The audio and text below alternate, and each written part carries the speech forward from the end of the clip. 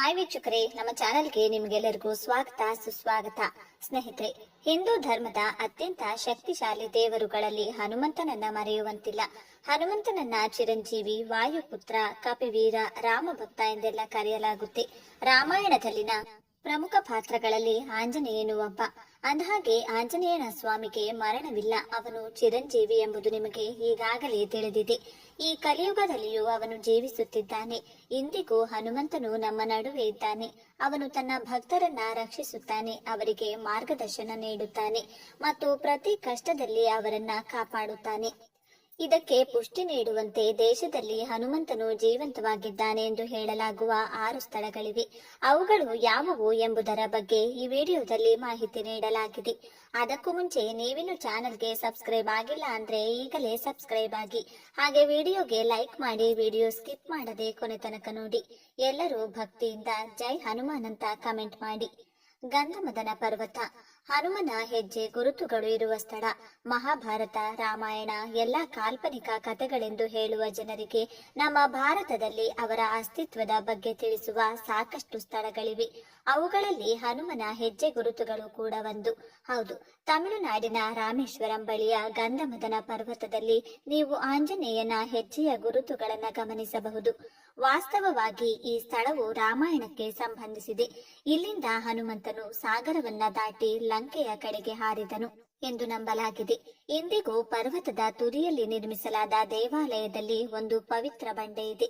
ಈ ಸ್ಥಳದಲ್ಲಿ ಇಂದಿಗೂ ಹನುಮಂತನು ನೆಲೆಸಿದ್ದಾನೆ ಎಂದು ನಂಬಲಾಗಿದೆ. ಈ ಕಾರಣದಿಂದಲೇ ಆತನ ಭಕ್ತರು ಆಶೀರ್ವಾದ ಪಡೆಯಲು ಇಲ್ಲಿಗೆ ಬರುತ್ತಾರೆ. ಹಿಮಾಲಯ ಹನುಮಂತನ ತಪಸ್ಸಿನ ನಾಡು. ಹನುಮಂತನು ಶ್ರೀ ಜೈರಾಮ್ ಎನ್ನುತ್ತಾ ಸದಾ ಶ್ರೀರಾಮನ ತಪಸ್ಸು ಮಾಡುತ್ತಾ ಹಿಮಾಲಯದಲ್ಲಿ ಕುಳಿತಿರುತ್ತಾರೆ. ವಿಶೇಷವಾಗಿ ಹಿಮಾಲಯವು ದೇವರುಗಳ ವಾಸಸ್ಥಾನವೆಂದು ಪರಿಗಣಿಸಲಾಗಿದೆ. ಹಿಮಾಲಯದ ಹನುಮಾನ್ ಟಿಬ್ಬ ಮತ್ತು ಕೇದಾರನಾಥದ ಬಳಿಯ ಗುಹೆಗಳು ಅವನೊಂದಿಗೆ ಸಂಬಂಧ ಹೊಂದಿವೆ ಎಂದು ನಂಬಲಾಗಿದೆ.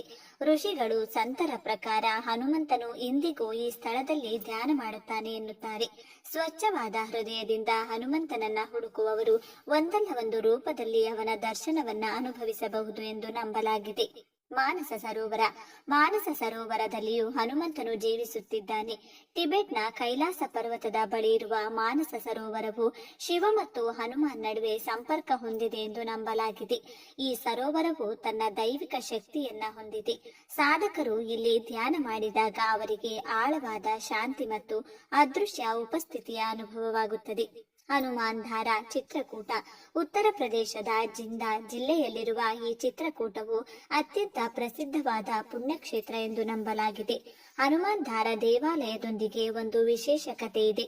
ಹನುಮಾನ್ ಲಂಕೆಗೆ ಬೆಂಕಿ ಹಚ್ಚಿದಾಗ ತನ್ನ ಬಾಲ ಸುಟ್ಟು ಹೋದ ಕಾರಣ ಅಸಹನೀಯ ಶಾಖವನ್ನ ಅನುಭವಿಸಿದನು. ನಂತರ ರಾಮನು ಇಲ್ಲಿ ನೀರಿನ ಹರಿವನ್ನ ಎಬ್ಬಿಸುವ ಮೂಲಕ ತನ್ನ ಬಾಲವನ್ನ ತಂಪಾಗಿಸಿದನು. ಇಂದಿಗೂ ಈ ದೇವಾಲಯದಲ್ಲಿರುವ ಹನುಮಾನ್ ಪ್ರತಿಯ ಮೇಲೆ ನೀರು ನಿರಂತರವಾಗಿ ಹರಿಯುತ್ತದೆ. ಇಲ್ಲಿಗೆ ಬರುವುದರಿಂದ ದುಃಖಗಳು ಮತ್ತು ಕಷ್ಟಗಳು ದೂರವಾಗುತ್ತವೆ ಎಂದು ಭಕ್ತರು ನಂಬಿದ್ದಾರೆ. ಪಂಚಮುಖಿ ಹನುಮಾನ್ ದೇವಾಲಯ ರಾಮೇಶ್ವರಂ ದಕ್ಷಿಣ ಭಾರತದ ಅತ್ಯಂತ ಪವಿತ್ರವಾದ ಕ್ಷೇತ್ರವಾಗಿರುವ ರಾಮೇಶ್ವರಂನಲ್ಲಿ ಪಂಚಮುಖಿ ಹನುಮಾನ್ ದೇವಾಲಯವಿದೆ. ಇದು ಆಂಜನೇಯನ ಭಕ್ತರಿಗೆ ಬಹಳ ವಿಶೇಷವಾಗಿದೆ. ರಕ್ಷಾ ಮಹಿರಾವಣ ಶ್ರೀರಾಮ ಮತ್ತು ಲಕ್ಷ್ಮಣರನ್ನ ಬಂಧಿಸಿದಾಗ ಹನುಮಂತನು ತನ್ನ 5 ಮುಖಗಳ ರೂಪವನ್ನ ತೆಗೆದುಕೊಂಡು ರಾಕ್ಷಸನನ್ನ ಕೊಂದನು ಎಂದು ನಂಬಲಾಗಿದೆ. ಈ 5 ಮುಖಗಳಲ್ಲಿ ವರಾಹ, ನರಸಿಂಹ, ಗರುಡ, ಹಯಗ್ರೀವ ಮತ್ತು ಹನುಮಾನ್ ಸೇರಿವೆ. ಇಲ್ಲಿ ಸ್ವಾಮಿಯನ್ನ ಪೂಜಿಸುವುದರಿಂದ ಎಲ್ಲಾ ರೀತಿಯ ಕಷ್ಟಗಳಿಂದ ರಕ್ಷಿಸುತ್ತಾನೆಂದು ನಂಬಲಾಗಿದೆ. ಪಂಚಮುಖಿ ಆಂಜನೇಯನ 5 ಮುಖಗಳು ಪಂಚಭೂತಗಳು ಮತ್ತು 5 ದಿಕ್ಕುಗಳನ್ನ ಕೂಡ ಪ್ರತಿನಿಧಿಸುತ್ತವೆ ಎಂದು ಹೇಳಲಾಗುತ್ತದೆ. ಪುರಾಣಗಳ ಪ್ರಕಾರ ಹನುಮಾನನು ಪಾತಾಳ ಲೋಕದಲ್ಲಿ ರಾಮ ಮತ್ತು ಲಕ್ಷ್ಮಣರನ್ನ ಮಹಿರಾವಣನಿಂದ ಬಿಡುಗಡೆ ಮಾಡಲು 5 ಜ್ಯೋತಿಗಳನ್ನ ಶಾಂತಗೊಳಿಸಿದನು. ಈ ಘಟನೆಯ ನಂತರವೇ ಪಂಚಮುಖಿ ಆಂಜನೇಯನ ರೂಪವು ಹುಟ್ಟಿಕೊಂಡಿತೆಂದು ನಂಬಲಾಗಿದೆ. ಪಂಚಮುಖಿ ಆಂಜನೇಯನ ಉಪಾಸನೆಯಿಂದ ಬುದ್ಧಿ, ಶಕ್ತಿ, ಧೈರ್ಯ ಮತ್ತು ಮನೋಬಲ ಹೆಚ್ಚುತ್ತದೆಂದು ನಂಬಲಾಗುತ್ತದೆ. ಮನೆಯಲ್ಲಿ ಪಂಚಮುಖಿ ಹನುಮಾನನ ಚಿತ್ರ ಅಥವಾ ವಿಗ್ರಹವನ್ನ ಇಟ್ಟುಕೊಳ್ಳುವುದರಿಂದ ಶುಭವಾಗುತ್ತದೆ ಎಂಬ ನಂಬಿಕೆ ಇದೆ.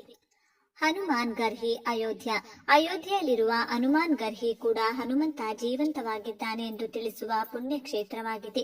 ಅಯೋಧ್ಯೆಯ ಹನುಮಾನ್ ಗರ್ಹಿ ದೇವಾಲಯದಲ್ಲಿ ವಾಸಿಸುವ ಮೂಲಕ ಶ್ರೀರಾಮನ ನಗರವನ್ನ ರಕ್ಷಿಸುತ್ತಿದ್ದಾರೆ ಎಂದು ನಂಬಲಾಗಿದೆ. ಬೆಟ್ಟದ ಮೇಲೆ ನಿರ್ಮಿಸಲಾದ ಈ ದೇವಸ್ಥಾನದಲ್ಲಿ ಜೈ ಹನುಮಾನ್ ಎಂಬ ಘೋಷಣೆ ಯಾವಾಗಲೂ ಪ್ರತಿಧ್ವನಿಸುವುದನ್ನ ಕೇಳಬಹುದು. ಇನ್ನು ಸ್ನೇಹಿತರೆ, ಆಂಜನೇಯ ಸ್ವಾಮಿಯ ಆಶೀರ್ವಾದವನ್ನ ಪಡೆದುಕೊಳ್ಳುವುದಕ್ಕಾಗಿ ಜನರು ಪೂಜೆ ಪುನಸ್ಕಾರಗಳನ್ನ ಮಾಡುತ್ತಲೇ ಇರುತ್ತಾರೆ. ಆಂಜನೇಯ ಸ್ವಾಮಿಯ ಪೂಜೆಯನ್ನ ಮಾಡುವುದರಿಂದ ಭಕ್ತರು ಸಾಕಷ್ಟು ಪ್ರಯೋಜನಗಳನ್ನ ಪಡೆದುಕೊಳ್ತಾರೆ. ಆಂಜನೇಯ ಸ್ವಾಮಿಯು ತನ್ನ ಭಕ್ತರ ಮೇಲೆ ಯಾವಾಗಲೂ ಆತನ ಆಶೀರ್ವಾದವನ್ನ ಕೃಪೆಯನ್ನ ಇಡುತ್ತಾನೆ. ಆದರೆ ಆತನ ಅನೇಕ ಭಕ್ತರಿಗೆ ಇದು ತಿಳಿಯುವುದಿಲ್ಲ. ಆಂಜನೇಯ ಸ್ವಾಮಿಯ ಆಶೀರ್ವಾದ ನಿಮ್ಮ ಮೇಲಿದ್ರೆ ಅಥವಾ ಆಂಜನೇಯ ಸ್ವಾಮಿಯು ನಿಮಗೆ ಒಲಿದಿದ್ರೆ ಯಾವೆಲ್ಲ ಸೂಚನೆಗಳನ್ನ ಅವನು ನೀಡುತ್ತಾನೆ ಎಂಬುದನ್ನ ಇಲ್ಲಿ ತಿಳಿದುಕೊಳ್ಳಿ. ಆಂಜನೇಯ ಸ್ವಾಮಿಯ ಕನಸು ಬೀಳುವುದು.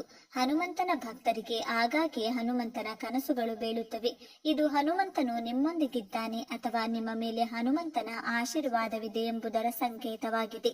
ವಿಶೇಷವಾಗಿ ನೀವು ರಾಮಕಥೆಯನ್ನ ಕೇಳುತ್ತಾ ಅಥವಾ ದೇವಸ್ಥಾನದಲ್ಲಿ ಅಥವಾ ಕೀರ್ತನೆಯಲ್ಲಿ ಪ್ರಸಾದವನ್ನ ತಿನ್ನುತ್ತಿರುವ ಕನಸು ಕಂಡ್ರೆ ಹನುಮಂತನ ಆಶೀರ್ವಾದ ನಿಮ್ಮ ಮೇಲಿದೆ ಎಂಬುದನ್ನು ನೀವು ಅರ್ಥ ಮಾಡಿಕೊಳ್ಳಬೇಕು. ಆಂಜನೇಯ ಸ್ವಾಮಿ ಕಾರ್ಯಕ್ರಮಗಳಿಗೆ ಕಾಲ ಕೂಡಿ ಬರುವುದು. ಹಲವು ಬಾರಿ ಎಲ್ಲಿಗಾದರೂ ಹೋಗಲು ಪ್ಲಾನ್ ಮಾಡಿದ್ದು ನಿಮಗೆ ಹೋಗಲು ಸಾಧ್ಯವಾಗದೇ ಇದ್ರೆ ಸಮಯಕ್ಕೆ ಸರಿಯಾಗಿ ನೀವು ಪ್ಲಾನ್ ಮಾಡಿದ್ದ ಸ್ಥಳಕ್ಕೆ ಹೋಗಲು ಪ್ರಯಾಣ ಮಾಡಲು ಆಗದೇ ಇದ್ದಂತಹ ಸಂದರ್ಭದಲ್ಲಿ ನೀವು ಯಾವುದೇ ವಿಶೇಷ ಪ್ಲಾನ್ ಇಲ್ಲದೆ ಪ್ರತಿ ಬಾರಿ ಹನುಮಂತನಿಗೆ ಸಂಬಂಧಿಸಿದ ಕಾರ್ಯಕ್ರಮಕ್ಕೆ ತಲುಪಿದ್ರೆ ಹನುಮಂತನ ವಿಶೇಷ ಆಶೀರ್ವಾದಗಳು ನಿಮ್ಮ ಮೇಲಿವೆ ಎಂದರ್ಥ. ಅಪಘಾತದಿಂದ ರಕ್ಷಣೆಯನ್ನು ನೀಡುತ್ತಾನೆ. ನೀವು ಆಂಜನೇಯನ ಸ್ವಾಮಿಯ ಪರಮ ಭಕ್ತರಾಗಿದ್ರೆ ನಿಮಗೆ ಎದುರಾಗುವ ಪ್ರತಿಯೊಂದು ಕಷ್ಟದಲ್ಲೂ ಸಂದರ್ಭದಲ್ಲೂ ನೀವು ಅವರನ್ನ ಸ್ಮರಿಸಿದ್ರೆ ಆತನೂ ಕೂಡ ನಿಮ್ಮ ಕರೆಗೆ ಓಗೊಟ್ಟು ಬರುತ್ತಾನೆ.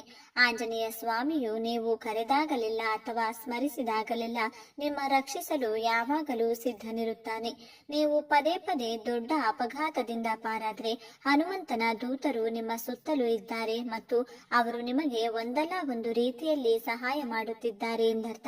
ನಿಮಗೆ ಆಂಜನೇಯ ಸ್ವಾಮಿಯ ಅನುಗ್ರಹವಿದ್ದಾಗ ಮಾತ್ರ ಅವನು ನಿಮ್ಮನ್ನ ಅಪಘಾತದಂತ ಸಮಯದಲ್ಲಿ ಸಹಾಯ ಮಾಡುತ್ತಾನೆ. ಮಂಗಳವಾರದಂದು ಈ ರೀತಿಯಾಗುವುದು. ಮಂಗಳವಾರ ಹನುಮಂತನ ಭಕ್ತರಿಗೆ ಬಹಳ ವಿಶೇಷವಾದ ದಿನ. ಮಂಗಳವಾರದಂದು ನಿಮಗೆ ಹನುಮಂತನಿಗೆ ಸಂಬಂಧಿಸಿದ ವಿಷಯಗಳನ್ನ ನೋಡಿ ಇದ್ದಕ್ಕಿದ್ದಂತೆ ಸಂತೋಷವಾದಂತಹ ವಿಶೇಷ ಅನುಭವವಾಗಿದ್ರೆ ಪ್ರೀತಿ ಪಾತ್ರರಿಂದ ಅಥವಾ ಹಿರಿಯರಿಂದ ಉಡುಗೊರೆ ಅಥವಾ ಮಾರ್ಗದರ್ಶನ ಪಡೆಯುವುದು ಹನುಮಂತನ ಆಶೀರ್ವಾದ ನಿಮ್ಮ ಮೇಲಿದೆ ಎಂಬುದರ ಸಂಕೇತವಾಗಿದೆ. ಶನಿಯಿಂದ ನಿಮ್ಮನ್ನ ರಕ್ಷಿಸುತ್ತಾರೆ. ಶನಿಯು ಒಂದು ರಾಶಿಯಿಂದ ಇನ್ನೊಂದು ರಾಶಿಗೆ ತನ್ನ ಸ್ಥಾನವನ್ನ ಬದಲಾಯಿಸುತ್ತಲೇ ಇರುತ್ತಾನೆ. ಶನಿಯು ಪ್ರತಿಯೊಂದು ನಿರ್ದಿಷ್ಟ ರಾಶಿಯಲ್ಲೂ 2.5 ವರ್ಷಗಳ ಕಾಲ ಸಂಚಾರವನ್ನ ಮಾಡುತ್ತಾನೆ. ಶನಿಯು ಯಾವ ರಾಶಿಯನ್ನ ಪ್ರವೇಶಿಸುತ್ತಾನೋ ಆ ರಾಶಿಯವರು ಕೆಟ್ಟ ಕರ್ಮಗಳ ದಾಸರಾಗಿದ್ದರೆ ಅವರಿಗೆ ತೊಂದರೆಯನ್ನ ನೀಡುತ್ತಾನೆ. ಶನಿಯು ನಿಮ್ಮ ರಾಶಿಯಲ್ಲಿದ್ದಾಗ ನಿಮಗೆ ಯಾವುದೇ ತೊಂದರೆ ಎದುರಾಗದೇ ಇದ್ರೆ ಶನಿ ಸಾಡೆ ಸಾತಿ, ಶನಿ ಮಹಾದಶ, ಶನಿ ದಯ್ಯಾದಂತಹ ಸಮಯದಲ್ಲಿ ಶನಿಯು ನಿಮಗೆ ಸಮಸ್ಯೆಗಳನ್ನ ನೀಡದೆ ಒಳಿತನ್ನೇ ಮಾಡಿದ್ರೆ ನಿಮ್ಮ ಮೇಲೆ ಆಂಜನೇಯ ಸ್ವಾಮಿಯ ಅನುಗ್ರಹವಿದೆ ಎಂದು ಅರ್ಥ.